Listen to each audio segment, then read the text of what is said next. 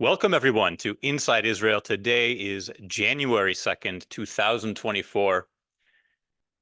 And thank you for all of you who sent me advice on how to mute people and how to prevent them from screen sharing. You would think that this long after the COVID pandemic, when we were all introduced to virtual meetings, I would have figured it out, and I thought I had, but alas, every day is a new learning experience. Really happy to have everyone here. Happy secular New Year to all. And first and foremost, may it be a good and quiet and peaceful and better year for all of us. Last year was really one of the most tumultuous, not only in Israel's history, but probably in Jewish history. So we are looking forward to better things. Today's episode is called Exit Right, or Joel Reneges. And that's actually the full title, Exit Right or Joel Reneges. And I want to look at a few stories that have to do with exits, departures, changing space from one place to another. And of course, look at some other topics in the news and answer your questions at the end. A lot of people emailed questions in this week, and it's such a great method to get them ahead of time so I can research them and prepare the best answers possible. So please continue to do that. The first story I want to look at relating to exits is that this week there's a pretty monumental decision made. The IDF, the Israel Defense Forces, chose to withdraw 5 battalions from Gaza, 5 full battalions. And if you're wondering how many soldiers are in a battalion, it really depends on the specific battalion we're talking about, whether it's only armored, only infantry. Usually in situations like these, it's a combination. And I'm going to talk about that in a bit. The way the army that we all think about is actually different from the army on the ground. But if we're talking 5 battalions, we're looking at about 500 to 1,000 soldiers per battalion. We're probably talking about, in this case, anywhere between 3 and 5,000 soldiers coming out of Gaza. And these are, I think, almost all reserve soldiers. And that's something I'm going to explain in a little bit too. The whole difference between reserve and what we call in Israel sadir, which is related to the word seder, like a Passover seder. Seder means order, and sadir is the regular ordered army. Those are the 18 to 21-year-olds. And then there's the reserve, which we call miluim in Hebrew. Miluim from the word maleh, which means full. And they're the ones who really make up the full army. So we're talking about 3,000 to 5,000 reservists coming out of Gaza this week. So first of all, why? Well, there's a couple of reasons. Number one is that the IDF has really made significant progress in Gaza.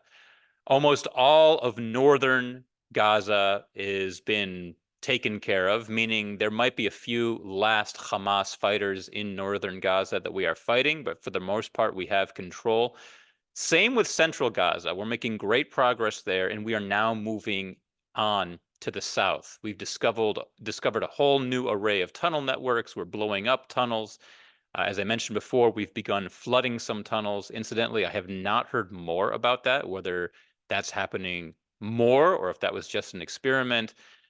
But I think one reason that we are removing troops from Gaza is there is a feeling that we've made great progress. And I think it's also better progress than a lot of people expected. This is still a relatively short operation given the goal set out, which is to wipe out Hamas. Hamas, we're talking between 25 and 30,000 militants, although we are learning more and more about just who is involved in Hamas. This week, we had some pretty sensational interviews given on Israeli TV by former hostages. If your Hebrew is good, you can look these up on, I think, Channel 12 and 13 both had them. And you might be able to find a subtitled version. But one of the hostages, a young woman, I believe her name is Maya, she basically said that there are no innocents in Gaza. She was held by a private family. Hamas kidnapped her, but then handed her off to a family where the father wasn't involved with Hamas, but she was living in their apartment in her own room with the guy's wife and children.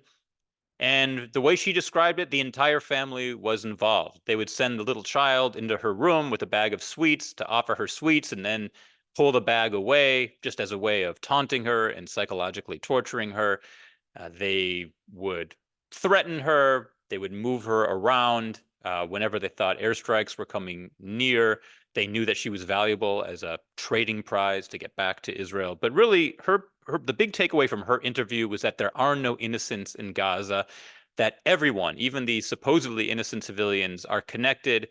And we had a 12-year-old boy assert this too. This 12-year-old boy is now back in Israel. He's been moved with his family from the south to the center of Israel, actually a kibbutz that it's called Emek Hefer, a moshav not far from where I live in Ra'anana. And he said that on his first day there, he was beaten. He was pulled through the streets and beaten by civilians. And I think we are realizing that it's not just Hamas. I said this last week in these exact words. It's not just Hamas and not Hamas, but really, when civilians in Gaza were able to get their hands on an Israeli child, a 12-year-old, and had the chance to beat him, they did. And I think a lot more of the civilians in Gaza feel this way than we realize. So given this, the fact that northern Gaza is now mostly clear, central Gaza is being almost cleared out. We're discovering all these new tunnel networks, blowing them up, operations room in children's rooms and hospitals. The IDF feels that we're at a point where we can actually withdraw some of our troops, which is why 3,000 to 5,000 are leaving. Another reason is simply the economic toll that this is taking on the reservists' families. We had some really shocking testimony this week from a reserve soldier from Be'er Sheva who was he was sitting before the Knesset panel on really economic help for the reserve soldiers. And he said that when the country needed me on October 7th, I simply put on my uniform, I picked up my gun, and I went. He owned his own business. He'd recently opened a small, what we call in Hebrew, a makolet. If you've been to Israel, they have these little, they're not quite grocery stores, but they're a little more than just a kiosk that you can get cereal, bread, milk, all your necessities, and pasta and all those, a little more things. So it's kind of like a mini grocery store. And he opened one of those in Be'er Sheva, and he left the business in order to go fight on October 7th. And he said his business collapsed, and he has a child at home. And he said these were his literal words. He said, "I'm afraid to swipe my credit card to buy formula for my daughter, because I don't have enough money in my bank account, and I don't want to go even further in debt than I am," because his business collapsed. And so I think we're really realizing the economic toll that this is taking on the reserve soldiers. And that's another reason that they're trying to pull the reservists out. I can speak to this personally, by the way. As I mentioned last week, one of my twin daughters got called up to the Army to do a job that she actually didn't do while she was an officer in the regular Army. For her reserve service right now, they assigned her to an office that processes economic claims specifically for wives whose husbands are in the reserves serving on the northern border in the West Bank or in Gaza. And she talks to them, she takes an economic financial profile and helps allocate money for these families. And what she is reporting to me, what she's telling me, is that these families are really suffering. Their incomes have changed drastically. Some of them literally don't know if they'll be able to survive another month without some sort of funding from the government. It's sort of a slow process, a lot of bureaucracy and paperwork. She's also saying that when they do allocate even 1,000 shekels, which to give you perspective is about 300 and something dollars, these wives are extremely grateful and sometimes even crying on the phone. It makes her job very meaningful, obviously, but it shows you just how much this small amount of money can mean to these families. So another reason that we are releasing reserve soldiers from Gaza is because of the economic burden it is placing on them. And the final reason, and this is sort of denied by the Israeli government, but the final reason is pressure from the United States. There is talk that Biden and others in the administration kind of demanded that Israel scale down the war and specifically pull out a certain number of troops. And of course, the IDF and Netanyahu denied that this has anything to do with American pressure. But you really can't discount this. When people speak off the record, you should give it at least a little bit of weight if it's an administration official. And these are American administration's officials who are saying this. And so I think another reason is American pressure. So I want to talk about this whole miluim, which is reserve duty, and sadir, which is regular conscription, that dichotomy. Like I said before, when we think of the Israeli army, what we tend to think about are the 18 to 21-year-olds. Every 18-year-old gets drafted, women for 2 years, men for 2 years and 8 months. That's every Jewish male in Israel, except for the ultra-Orthodox Haredi black hat Jews. They are not obligated to serve. We do have a few more volunteering right now, more really than ever before, but for the most part, still Haredi ultra-Orthodox Jews do not serve. So right now you have about 2/3 of all Jews in Israel serving in the Israeli army from 18 to 21. And that is the regular conscripted army, infantry, artillery, tanks, of course, plenty of non-combat units, intelligence. So that's what we usually think about when we think of the IDF. But when it comes to actually fighting a war, and this is something I only learned when I was in the army myself. It turns out that those soldiers, the 18 to 21-year-olds, their job for the most part is to hold down the fort, to hold down the enemy for the first 48 to 72 hours while the reserves are mobilizing. So when it comes to actually fighting the war, the reserves are the ones who mostly do that. And right now, the reservists in Israel, it depends how old you are, it depends when you were drafted and what job you had. But for the most part, you serve in the reserves if you're a regular soldier until about 40 years old. If you're an officer in a combat unit until 42 years old. And if you're an officer in a non-combat unit until 45. And they can even ask you to stay on longer or to do a different job. So when you're talking about people in their 40s, mid 40s, these are people with, wives, families, not just young children, but even older children. And you can see how much of a burden it would be on them to be in the reserves. But these are the ones who have been very active in Gaza. Reserve soldiers. Also in the north, it is primarily reserve soldiers. And now I've heard that in the West Bank, it's exclusively reservists who are operating in the West Bank. So the reservists really are the backbone of the army. As I was told literally when I was a soldier in the Armored Corps back in the late 90s, Atem hasalat, meaning you're the salad. We are just the salad, the first course, who is there to sort of keep the enemy busy until the main course, the reservists, arrive. So what's going to happen in Gaza now? Well, one option is that we're just going to have 5,000 less soldiers in there because they came out. But another option is that we're going to replace them with the 18 to 21-year-olds who are regular conscripts. So I'll have to keep you posted on exactly what happens. But it is significant that we have 3,000 to 5,000 reservists exiting Gaza at this point. For the most part, when they serve in Gaza, all soldiers in Gaza are staying for weeks at a time. Maybe they get 24 hours off every 3 weeks, every month. There's some who've been home only once, who are not home at all. They do not have their cell phones with them. And it was very poignant. During this Knesset, I don't want to call it a trial, but during his statements that this business owner, this grocery store owner, what he was saying was, I have no money. I have no money right now. My business collapsed. And talk about Israeli chutzpah. One of the Knesset members said, why didn't you fill out the relevant paperwork online to get government grants? We're offering grants and subsidies to, Miluim reserve soldiers who left their business to fight.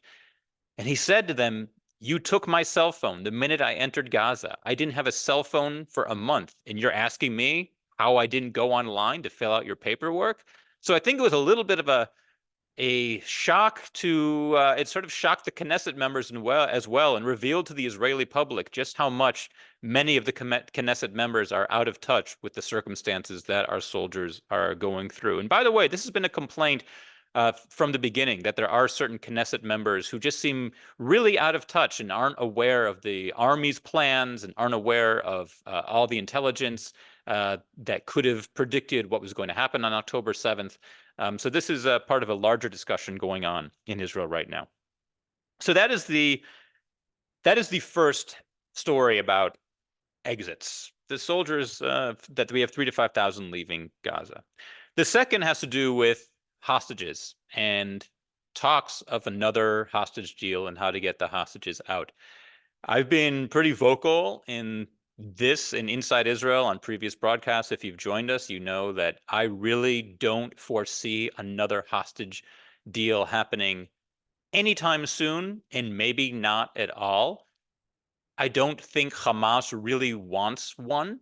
I've said why. I think that the prisoners, certainly the women and elderly who are still there, and children, if there are children who are still alive, that the suspicion is that they have been abused so badly that they don't want their stories to get out. So what Hamas is saying right now is that they will have no hostage deal unless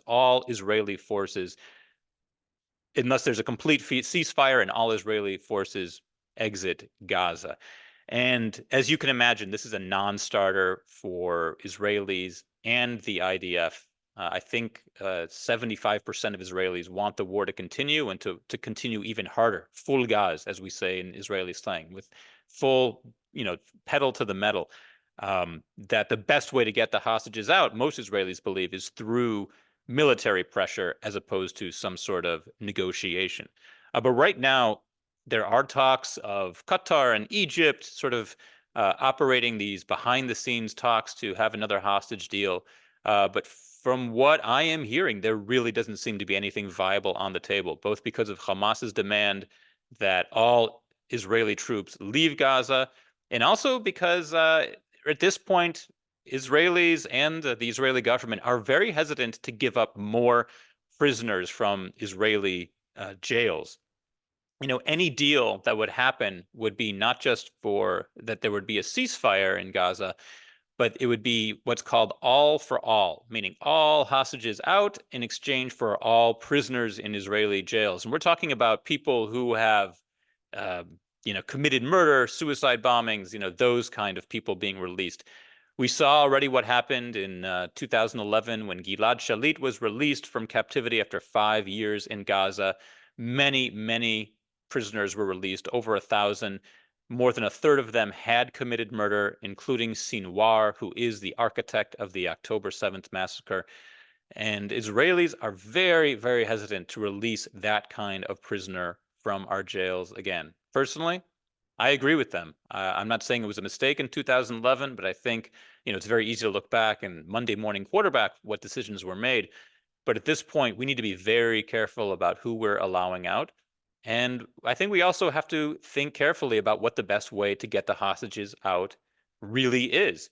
It could be that more pressure on Hamas, more military action, more destruction of their assets and resources is the way to get better conditions for us. Now, on that point, I do want to bring up the idea of fuel. In past episodes, people have asked about aid going into Gaza. And we had a Knesset member this week in Israel gave a very fiery speech that he said, and he's sort of a right-wing Knesset member. I think he's in Likud, but he basically said, "How are we letting fuel into Gaza when the hostages have not been released?" And my only answer here is that this has to be American pressure. Just to be clear, when we allow fuel into Gaza, we are literally fueling the Hamas operation. We can assume that this fuel is not going to the civilians, to the residents of Gaza. It is being hijacked by Hamas. We have video, we have pictures. A lot of the aid that goes into Gaza is taken over by Hamas immediately.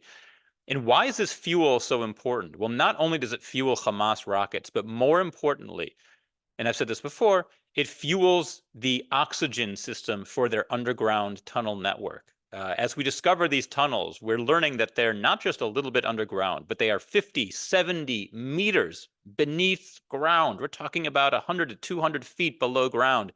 Oxygen does not flow freely down there. So they use generators to pump oxygen in, and these generators are powered by fuel. And there is no question that when we allow fuel into the Gaza Strip, it is being used to help fuel the oxygen system in these tunnels. So why are we doing it if we know this? My belief is that it is only because of outside pressure, specifically American pressure. Israel knows where this fuel is going, and if we had our druthers, we wouldn't allow it in. But we need to allow certain amounts of aid in order to have U.S. backing and other countries, I guess, not hate us as much as they do. Is that the way to put it?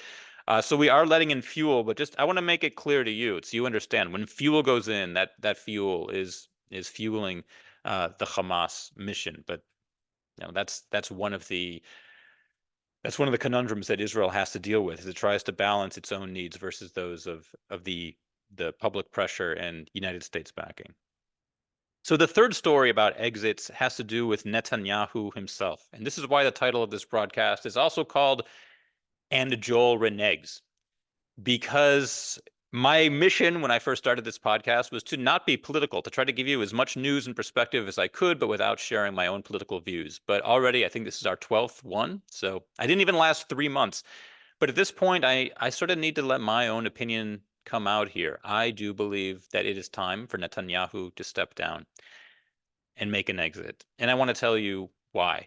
There are a few reasons why I believe this. Number one is, first of all, public sentiment. A new survey was put out by this week by the Israeli, I think the Institute for Israeli Democracy it's called, or the Israel Democracy Institute. And the numbers, as I've mentioned before, only 4% of Israelis believe that Netanyahu is a trustworthy source of information about the war. But maybe more relevant to what I just said is that only 15% of Israelis believe that Netanyahu should stay on as prime minister, that he's the best person for the job. That means 85%, I mean, beyond majority of Israelis believe that Netanyahu is not the right one for the job. So simply from a perspective of public sentiment, I think it's time he go. I don't think that would be enough, though. We need some more reasons. So here are some other reasons. Number two, the more I learn about October 7th and what we knew ahead of time and what led up to it, the more I believe that Netanyahu holds a lot of responsibility. We had a Knesset member this week, Galit Atbariam. Galit Atbariam. Hope I'm pronouncing that correctly. She's a Likud member, and she apologized. Her literal words were, "I have sinned." She gave an apology to the Israeli public, and she basically said that I sinned against this country. I got caught up supporting Netanyahu. I got caught up supporting judicial reform. And all of us who are part of this. And she said there were only 100 people. When you think about it, there were only 100 of us who really caused all of this to happen. Between the Knesset members, the social media influencers, the other politicians, not more than 100.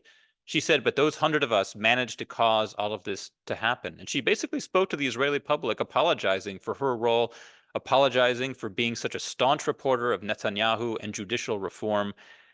And I think it sort of signaled to the public just how responsible it is. She says, I have burning anger against Netanyahu, what he did to the country and what he did to me. And, you know, she said that when she woke up on October 7th, she turned to her partner and when she got the news and said, it's because of us. It's because of us that this happened. So she's taking responsibility. And the culture that Netanyahu created leading up to October 7th, with judicial reform, pitting Ashkenazi against Sephardic, wealthy against poor, the socioeconomic divisions, the religious divisions. It really did lead to a culture where the army took its eye off the ball, everyone was distracted, and the warnings that we had were overlooked. If you go even deeper into Israeli history, though, and I did just to research this, you really realize just how much Netanyahu made it his mission to make sure there would never be a Palestinian state in the West Bank. That was his number one priority, even if it meant fueling money and support to Hamas in Gaza. His whole ethos was Hamas is an asset. We need to support them. And he was sending lots of money to them, allowing them to pretty much do as they pleased. This whole tunnel network, it didn't get built overnight. But we overlooked it simply because it was better in his eyes to have Hamas doing this than to have a state in the West Bank. And I listened to some experts and read some of the paperwork on this. And there are many experts who believe that Oslo actually could have been a success, that there could have been a lasting peace with the Palestinians. Now, no one knows for sure. But what I do know, and what no one will really argue with, is that Netanyahu did everything possible to make sure that there would be no state there and no separation. I'm a fan more of separation than I am of a Palestinian state, but separation is what we need most of all. I think the biggest reason, though, that I think Netanyahu needs to step down is that he is beginning to play politics now with the war. And I'm going to give you a few examples. This past week, there was supposed to be a meeting between four people. And listen to who they are. You'll get a sense of how important this meeting would be. The chief of staff of the army, the head of the Mossad, which is like the CIA, the head of the Shin Bet, the Shabak, that's Israel's internal security service, sort of like the FBI, and the Minister of Defense. So really, these are the four pillars of Israeli defense right there. The head of the army, the head of external intelligence outside of Israel, the head of internal intelligence inside Israel, and a minister of defense. There was supposed to be a meeting between the four of them to discuss the war and what happens next, and to discuss a hostage deal. And Netanyahu barred the Minister of Defense, Yoav Gallant, from meeting with the other three. Now, that makes absolutely no sense from a military point of view, from a strategic point of view. You want all four of those heads in the room for the sake of the country. But he barred Yoav Gallant because he doesn't trust him. Right now, when you poll Israelis and ask them who is the most trustworthy person in the country, most people are saying either the IDF spokesman, Hanegbi, or Yoav Gallant. Yoav Gallant was one of the first ones who apologized and who said, this is on me, right after October 7th. But he also said, I will do everything that I can right now to work within the confines of the state and of the army to make sure that the country is safe and that this war is fought correctly. And people have trusted him since then. I trust him immensely. And Netanyahu, did not allow him to meet with the chief of staff. What he's really worried about is Gallant meeting with the head of the Mossad and the Shin Bet, because they're the ones who are in charge of hostage negotiations, and Netanyahu is afraid of what might be agreed to if he's not in the room. So that's number one, the fact that he simply barred the Minister of Defense from meeting with those other three. That's not acceptable. Number two, post-war Gaza. Everyone's asking what happens the day after. I mean, this is such a big question.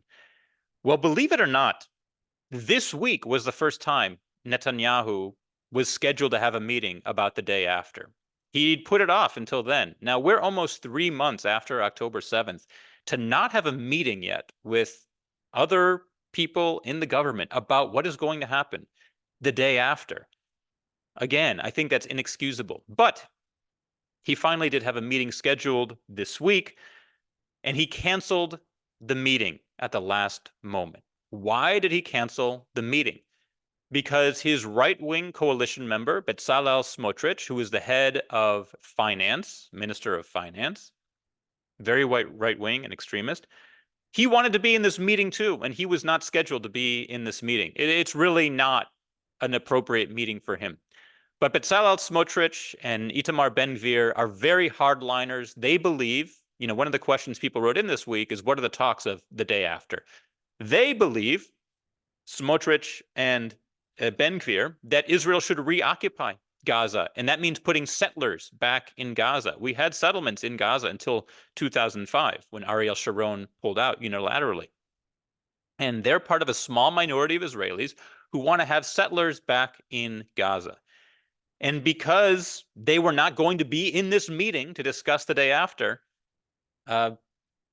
Netanyahu, they threatened to leave the government, and Netanyahu canceled the meeting. Again, Netanyahu is putting his own personal political agenda ahead of the needs of the country. We need this meeting to happen. We need to figure out what's going to happen the day after. We need to decide. We need to have some sort of plan in place. And the fact that he canceled this meeting is a clear signal that what's most important to him is somehow surviving politically. Now, I can't imagine that he really thinks he's going to be able to survive politically, not when 85% of Israelis are saying they don't want him as the prime minister of the country.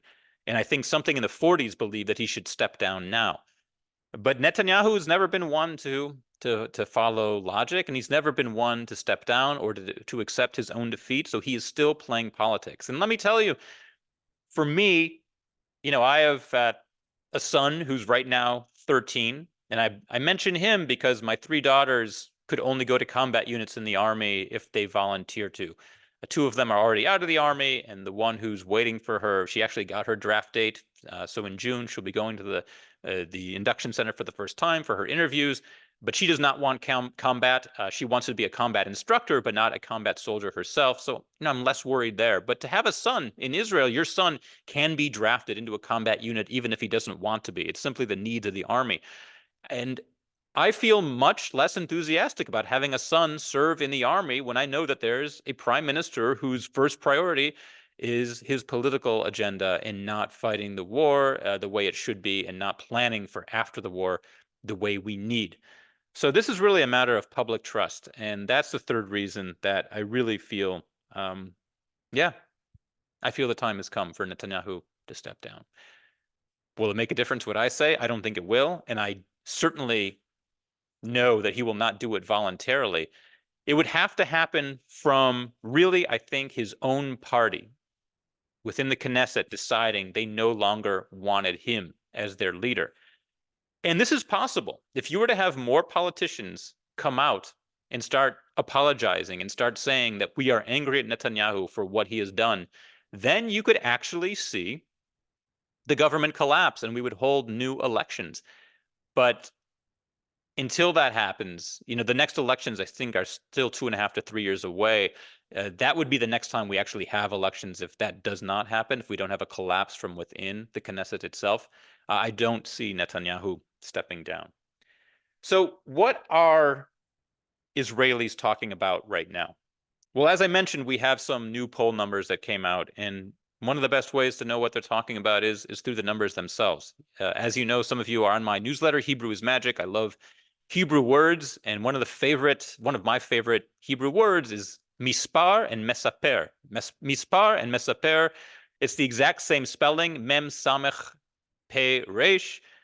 Mesaper means to tell a story, and mispar tells a number, and it means number. And I think Hebrew knows that the numbers often tell the story, and in this case, it certainly does. So let's look at some of the numbers that came out. As I mentioned, only 15% of Israelis believe that Netanyahu is fit to be prime minister, although there is a split as to when he should step down, whether now or later. When it comes to hostages, 56% of Israelis believe that military pressure is the best way to release the hostages, as opposed to 24% who think that some sort of agreement, diplomacy, or a discussion is the way to get the hostages released. But that's pretty significant that more than half of Israelis think that increased military pressure is the way. Only 26% of Israelis believe that our goal of defeating Hamas or dismantling Hamas significantly, only 26% of Israelis feel that we have met that goal. And I agree with that. We have not at this point dismantled Hamas significantly. There are far, far fewer rockets being launched into Israel. You can see graphs of how many rockets are being launched, but they still are. And at the stroke of midnight, literally the stroke of midnight between December 31st and January 1st, so ringing in the new year, Hamas launched a barrage of rockets in Tel Aviv. So there's no way, I don't know how 26% can say that we've achieved our goal of dismantling Hamas the way we intended. So I think to me it's pretty obvious we have not. How about the goal of getting our hostages home? Well, somehow 14% believe that we have achieved that goal or enough of that goal. Again, I don't agree with that. I'm with the 86% who believe that until every last hostage is home, we have not achieved that goal. Well, let's shift to the north. Only 50%, that's like exactly half, right? Only 50% of Israelis believe that we have it in us to fight a two-front war. Now, at the same time, it really doesn't matter what the ordinary Israeli believes. It's more important what the army believes and their assessment of our strength.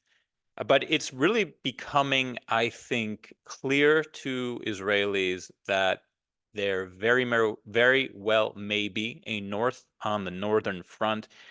And that shifts us to the next topic I want to talk about, which is the north itself. Here's what we're discovering about the north, and here's what we know. First of all, the town of Kiryat Shmona in the north is evacuated, and it's been evacuated for, I think, a month and a half. This is kind of astounding. It's not the biggest city in Israel, but it's not the smallest one either. And now imagine St. Louis were evacuated for a month and a half because of a war. That's sort of what it would be like. You have an entire city in the north of Israel, very close to the Lebanese border, which is completely evacuated right now. And roads are closed, used entirely by the military. So there really is talk that there is going to be a war in the north. I've heard from my sources that there's an actual date for a war with the north, that this date is about 2 weeks away from now. I don't know how reliable that is, but it's what I've heard from some of the contacts I have inside the IDF. We've also discovered a huge tunnel network underneath Lebanon, in South Lebanon, that is being used by Hezbollah. And from what I've read, this tunnel network is more, in quotes, impressive than the tunnel network that Hamas has and still has beneath Gaza. That the tunnels are wider, that they're deeper, that they have more intricate electrical systems and communication systems. So Hezbollah has this whole tunnel network going on as well. And just to be clear, there is a United Nations. There is a UN resolution stating that Hezbollah cannot be close to the border with Israel as a result of our most recent war with Hezbollah. But this is not enforced by the United Nations. And what Israel is saying, Israel would much prefer a diplomatic solution. Israel would prefer that the United Nations simply enforce this UN resolution that calls for no armed militants within a certain buffer zone close to the Lebanese border, but they don't enforce it. Now, the UN obviously spends a lot of time coming down on Israel. I don't know if you know the number, but in 2023, the United Nations officially condemned Israel 14 times. They condemned the rest of the world 7 times. So twice as much as the rest of the world. That includes Russia, China, South Korea, North Korea, anyone you can imagine, 7 times, Israel 14 times. So that's where they're spending their time, the United Nations, but they are not enforcing this UN resolution, which they need to. But it's looking more and more like we might have a conflict with Hezbollah in South Lebanon. Also, this is just very sort of breaking news within the last few hours. Israel assassinated the deputy leader of Hamas, Salah al-Arrowi, if I said that correctly, in Beirut. There was an explosion in a house he was in. Israel had no comment, but he is the deputy commander of Hamas, and Hezbollah said that Israel will be punished. And the IDF immediately said that they are now on high alert, expecting some sort of reprisal from Hezbollah for the targeting, assassination, whatever you want to call it, of the deputy commander of Hamas in Beirut. But things are heating up in the north, and whether or not, if only 50% of Israelis expect a conflict, it doesn't matter. It does look to me like there is going to be a conflict in the north as well. So that is what Israelis are talking about. Our Israelis are talking about, are we able to actually fight a war on this second front? Renee, somehow you began sharing your screen again. You can't do that. I'm not sure how that happened. All right, guys, quick pause here. Thank you. Okay. So now I want to take your questions, but before I do, I want to do very quickly run down some of the other news stories that I guess are worth mentioning. As you probably saw, Claudine Gay stepped down from Harvard. This is good news, but I am disappointed that all the headlines are about her plagiarism. Don't get me wrong, as a writer, I really believe that plagiarism is bad. However, it's really her weak stance on anti-Semitism on campus. That is the reason she should have stepped down. But again, I think they're couching it and trying to save face by saying it's plagiarism. But look, it's good she's gone. I think Harvard was feeling pressure from many fronts, but it's too bad they couldn't just fess up and say that it was her stance on genocide of Jews on campus and context that is the reason she needed to be removed. Israel is actually going to The Hague to defend itself against South African claims of genocide. South Africa put a claim in, filed a protest measure against Israel for genocide in Gaza. And Israel, in a first, is actually going to The Hague to defend itself. I think this is a good move. I think too often Israel has just ignored these. Maybe in the past it was a good idea, just ignore them, and sort of the idea that the more attention you call to it, you're just throwing fuel on the fire. But Israel has some very good spokesmen right now. I hope and assume they'll send their best to The Hague. And the idea is to make a clear case for why this is not genocide.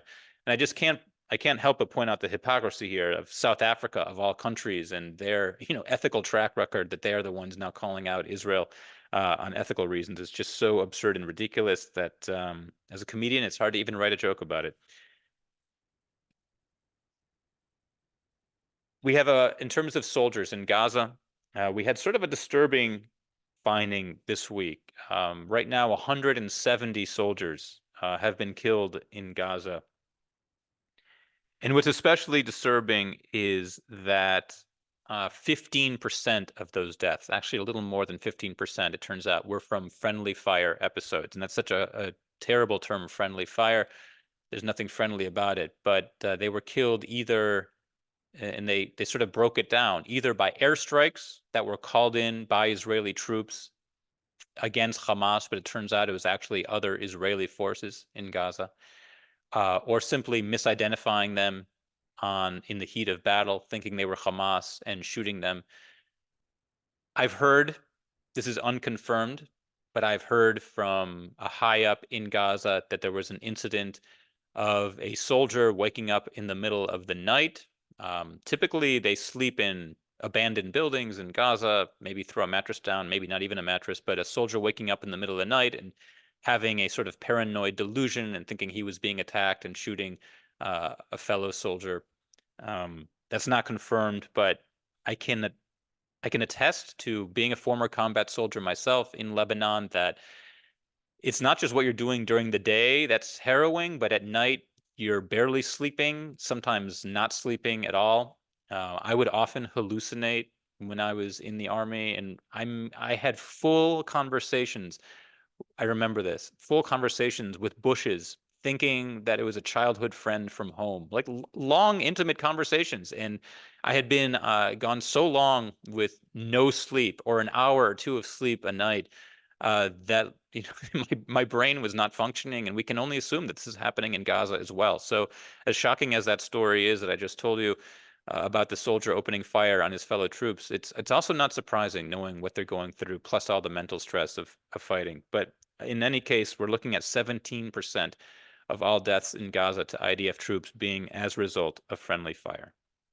And the last story that we really have to touch on, and it's a great segue into the questions that you sent in, is about judicial reform. This week, the highest court in Israel, the Supreme Court, ruled 8-7, only one vote majority, but ruled 8-7 to overrule the reasonableness clause that had been passed by the Knesset and Netanyahu and everyone else in his coalition this past year. And a lot of your questions that you sent in were about this.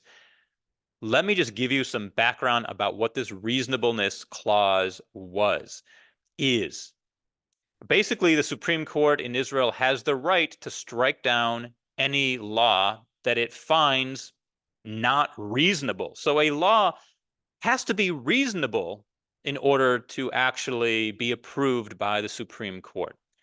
And the reason this is important is because the way Israeli government is set up, you will never have a situation where the prime minister and the legislature are not aligned. In the US, it's very common to have Congress be Republican and the president be Democratic, or the other way around, that you would have a split. In Israel, that never happens, because what happens is only when a coalition is formed in the Knesset, then they select a prime minister. That means the prime minister is from one of them. So there is no separation of power between the executive and the legislature in Israel. The only separation of power is the Supreme Court. They're the only ones who are independent. And they need to be able to say this law is not reasonable. I mean, this is my personal opinion. There are those, believe me, who don't agree. But I believe that the Supreme Court needs to be able to say this law is not reasonable, and therefore we are striking it down. But during judicial reform, the one major achievement, I mean, think back to 2023, began around January, February 2023, 8, 9 months of judicial reform. The one achievement that came out of it was that they got rid of this reasonableness clause. And now it's been overturned by the Supreme Court, which basically means it was all for nothing. We're right back where we started. And yet, all the things that happened over the past year, all the divisiveness in Israeli society, perhaps October 7th, we can't say for sure. Someone asked about that, and I'll address it. But if you think of all we went through in Israel this past year, and we're actually right back where we started, this clause has been overturned, which they spent so much time trying to pass. It's again, it's shocking. It's eye-opening, a bit humbling for all of us as we look at the country and where we stand now. So that leads me to the first question that someone wrote in, and this is a pretty good question. She said, "I was with family this past weekend, and the question came up: would October 7th have happened if Netanyahu were not in power?" And she went on to say that one of my sons believes that it would have, and the other one thought that it would not have. Obviously, it's impossible to know. What do I personally believe? I personally believe that it would have happened regardless of who was in power. I'll tell you why I think that. For one thing, we know that this was not a spontaneous plan. This was years in the making. It was also very impressive, again in quotes, the plan. This was not just firing rockets and wanting to see where they landed. We had 30,000 Gazans coming into Israel every day to work, and they were taking notes and spying and learning the streets and learning the layouts. They had maps of our kibbutzim and settlements. They knew where the generators were so they could shut off the power. This was an intricate plan that was a long time in the making, and I don't think that a different prime minister would have made a difference on that front. Now, you could have said, what about all the judicial reform? If there hadn't been that chaos, would that have allowed the army to be more prepared?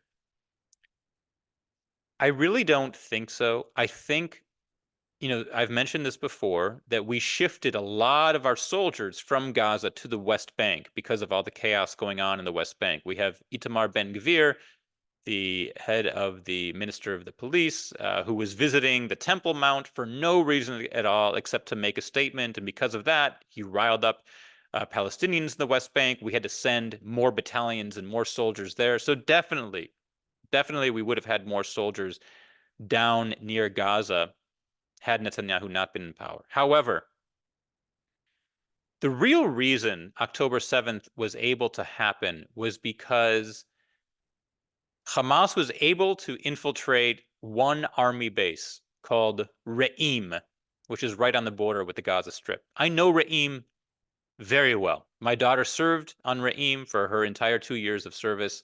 I can't tell you how many Saturdays we would drive down and do picnics outside the base. It's a very big base.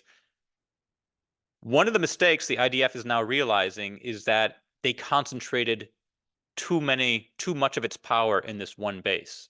Apparently, from what I read, something like communications for the entire Southern Command was located in this base, as well as all the observation posts of the Gaza border were in this base, and some very important sectors of the Southern Command. What this means is if you can take out this one base, you've pretty much destroyed the IDF's entire ability to defend the South. And that is what Hamas did. They were able to infiltrate Re'im. I don't think anyone saw that happening. I don't think anyone saw them coming in by air. We assumed for so long that if Hamas was going to come into Israel from Gaza, it was going to be through this tunnel network, and we were very on top of the tunnel network. If you look at all the ways that Hamas came into Israel on October 7th, the one way they did not come was underground. They did not come in through the tunnels. So we were successful in handling the tunnel threat.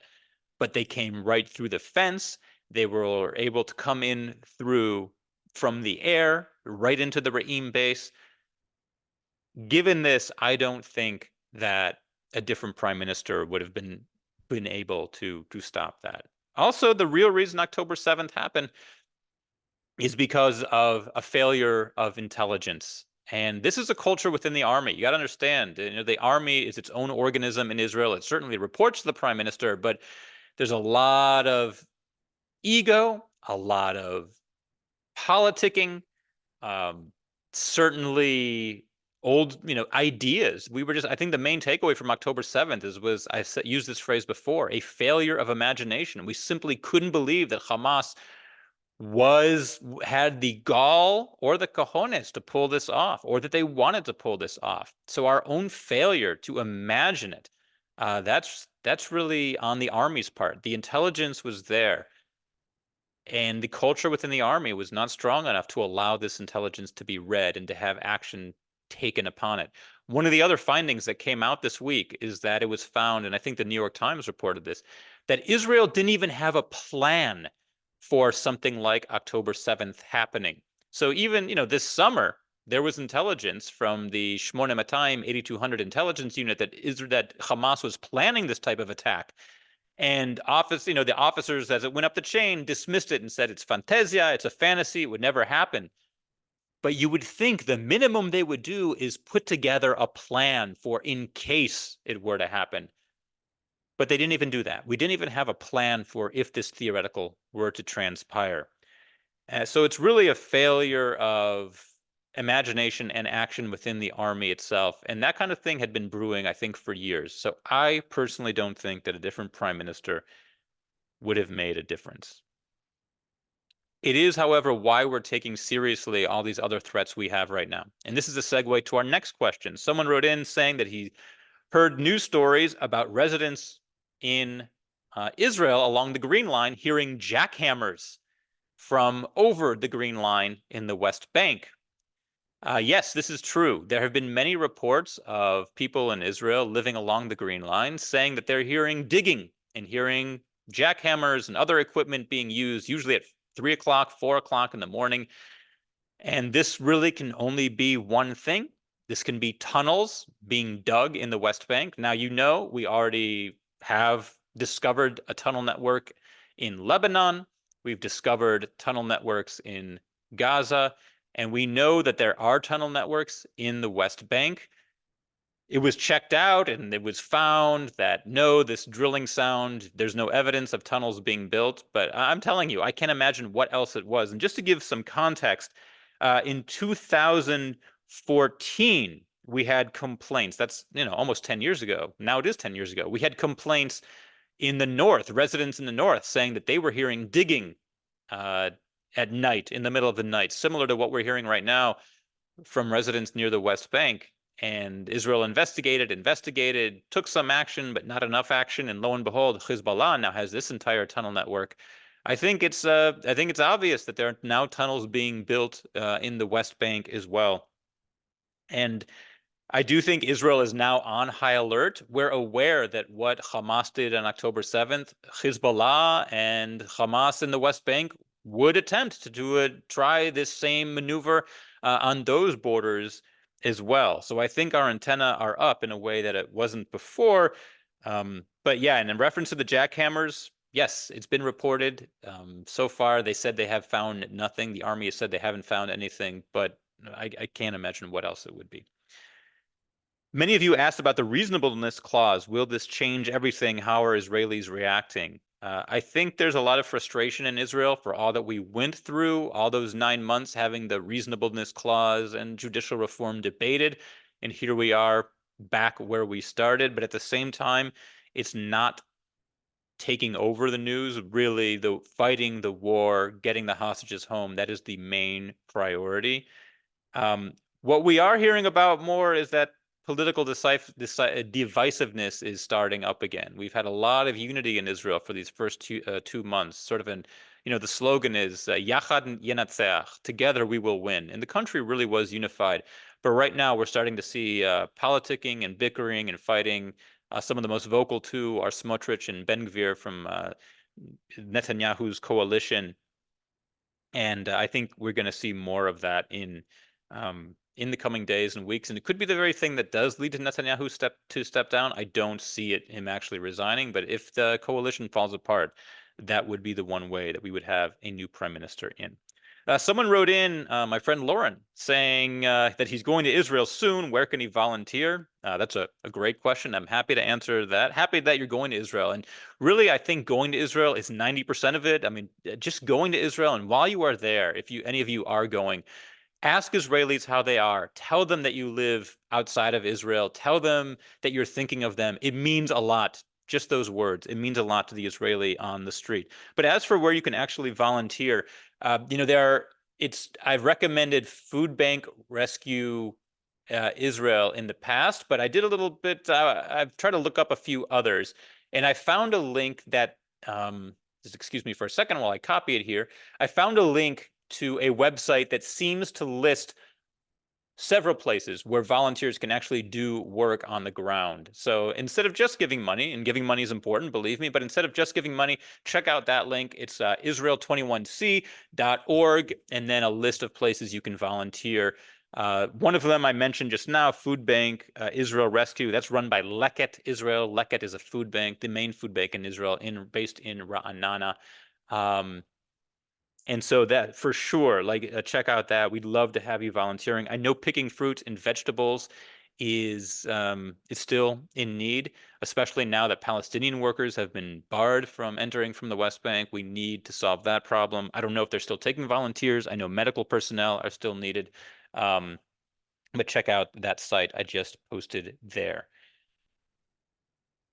I want to leave you with something a little uplifting. And there were a couple of stories this past week in Israel of this happening, of people in their hometowns. And this happened in Ra'anana as well, where I live, but it's happened in some other towns as well, where soldiers were sitting outside at a cafe or a restaurant. And I'll tell you the story that happened in Ra'anana. There were about 15 soldiers in a restaurant, sitting outside the restaurant in Ra'anana, and a woman came up and asked you, what are you doing here? Because it's common to see one or two, but to see 15 all in the same uniform with the same tag, it sparked her interest. And they said, we're actually here for the funeral. There was actually an officer, I mentioned this last week, from Ra'anana who was killed. And apparently these soldiers were there for his funeral. And after the funeral, they had some time off. So they were in town just getting a meal.